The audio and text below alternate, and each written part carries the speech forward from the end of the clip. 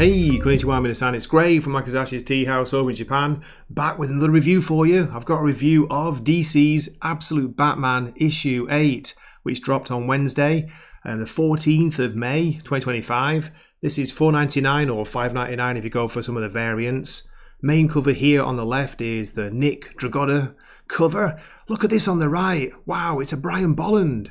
Brian Bolland variant, how cool is that? I'm feeling all Animal Man-esque. So this is written as usual by Scott Snyder. The art for this issue and the previous one, it's Marcus Martin, different style to Nick Dragotta. Colours by Muntsa Vicente and letters Clayton Cowles. So, you can probably tell by my enthusiastic tone of voice, this is a blast of an issue. I really enjoyed it. We continue this version of Mr. Freeze, his story. He's got Bruce, he's captured him from last issue. What's he going to do with him? You'll have to read on, or listen on, watch on to find out. There's some crazy cool fight scenes in here. You get a real feeling of just pure comic book fun with heroes and villains just beating the crap out of each other. It's all beautifully drawn and coloured by the creative team. Yeah. Really positive on this. You'll have to wait for my score at the end of the video, but what I'm going to do, go through the issue, show you some of the art, retell the story, and there will be spoilers for the end of the issue, just to warn you. So, please keep watching. Here we go. Okay, as the issue opens, we see the Absolute Batman Universe's version of Victor Freeze. Mr. Freeze, that really weird, elongated, bluish body guy with a bald head. He's dragging Bruce. Well, I used to think it's Bruce. It's hard to see. He's got a giant Mr. Potato Head chin going on there. What do you reckon? You're right. Then we get the title page as a double page spread. Absolute Zero. Writer Scott Snyder, artist Marcus Martin, colorist Muntsa Vicente, and letters by Clayton Cowles. I like the David Bowie, two different coloured eyes, the pupils there. Okay, let's get on with the story.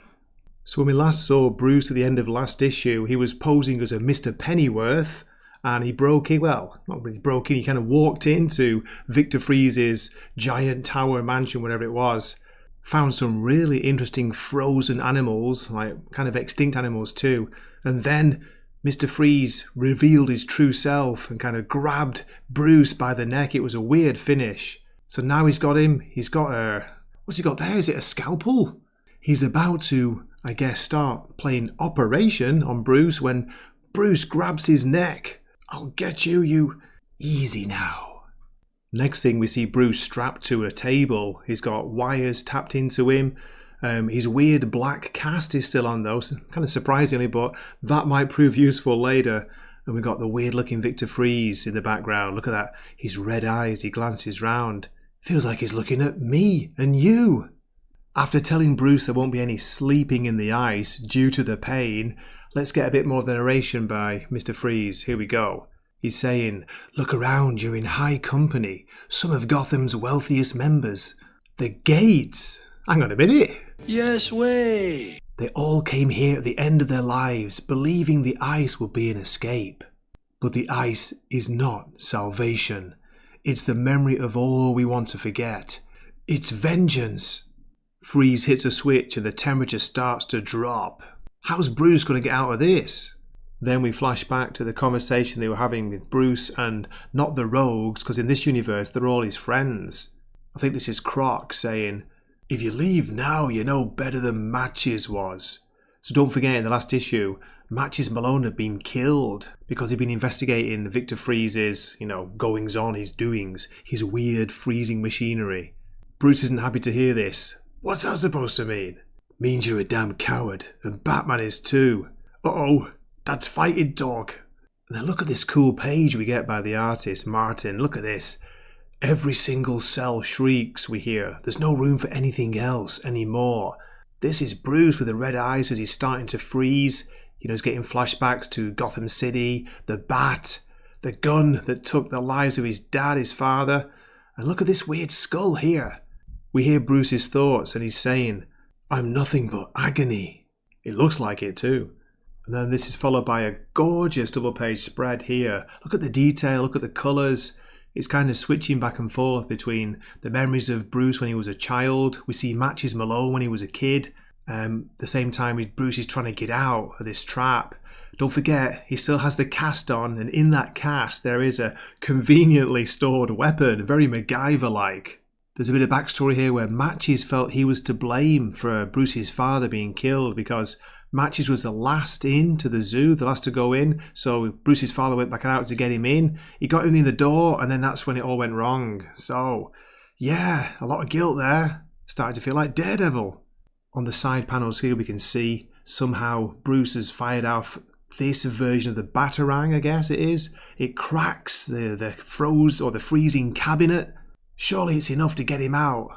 Boom! Or I should say, knock, knock in the background. How cool is that? What an entrance. Even if Batman's face is looking a little bit weird, still a great image. Look at the size of his thighs. They start to fight and it's a crazy, cool, proper comic book costumed hero and villain fight.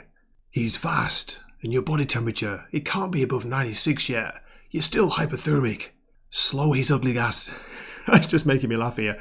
So slow his ugly ass down, Batman. And Batman, he's got like a built-in lighter on one of his fists here. He like burns Freeze right in the face. Freeze screams in pain, but he's strong. Surprisingly strong for such a wiry guy. Bit like me. But then somehow Freeze gets a jump on Batman. I think he does a bit of an Evil Dead move where he's up on the ceiling. He grabs Batman with his long arms and throws him against the wall. I love the big crack sound effect in the background. I tell you, Sully will be happy with the onomatopoeia here. Batman's like trying to play it all tough. He's in pain obviously, but ugh, that all you got. Nice, says Freeze. Seems you love pain too. You're in good company here. We see some like frozen cabinets in the background full of bodies. Who could it be?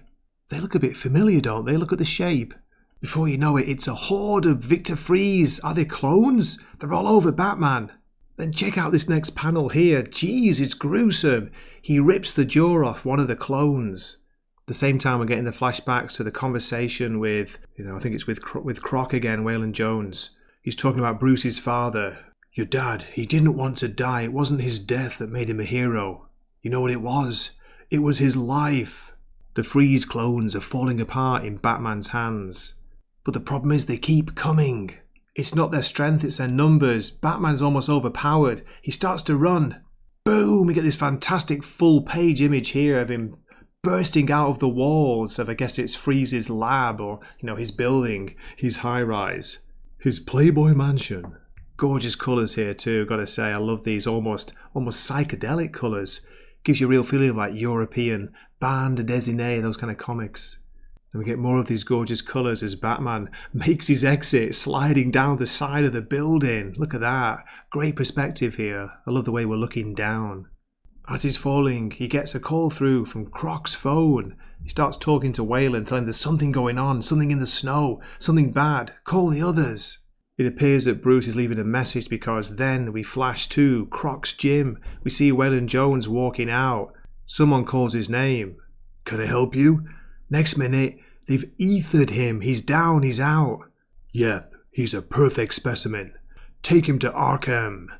And that is where the issue ends, and it says, next, Bane. You think darkness is your ally? Are they setting up Croc to be Bane? Could be.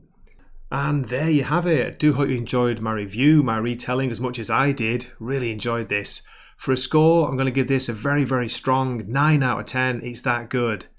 Okay, we've got two more variants here. On the left, the orange one is by Bruno Redondo, and on the right, it's the interior artist himself, Marcus Martin. This is his version of Batman. Again, pretty cool perspective, looking up in shadow with a red background.